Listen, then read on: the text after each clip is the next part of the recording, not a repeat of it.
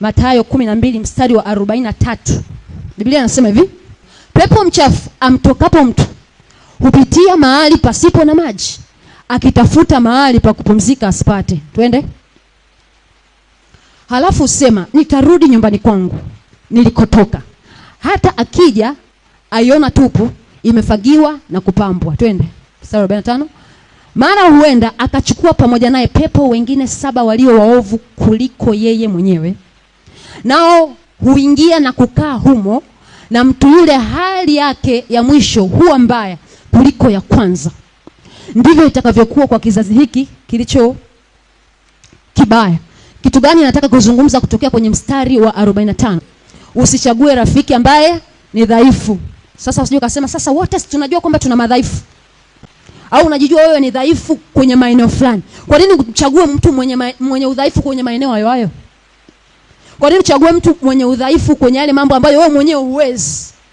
Biblia inasema hivi, yule pepo akaenda kuchukua wengine 7 walio wabaya kuliko nani? Maana yake hapa anatufundisha kanuni ya kuchagua marafiki wenye nguvu kuliko sisi. Kanuni zao kwamba ukifukuzwa anaenda, lakini baadaye anarudi na waovu kuliko yeye ili waje wamshambulie vizuri yule. Sasa kwenye kanuni ya urafiki, usichague rafiki ambaye ni mdhaifu.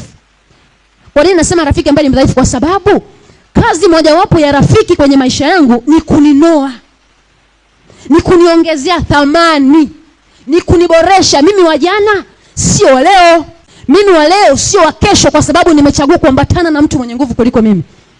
Sasa utakuwa wa ajabu kama mapepo yatakushinda. Unajijua una changamoto kwenye eneo fulani, lakini rafiki ulionaye umemkumbatia na unaona kabisa hakuna namna unachomoka kwenye eneo fulani. Yaani hapo hatutamlaumu, tutakulaumu wewe mwenyewe. Yaani umeshindwa kanuni mpaka na pepo. Kwa hiyo ukizidiwa kanuni na pepo, aisee, utakuwa ni mtu wa ajabu sana.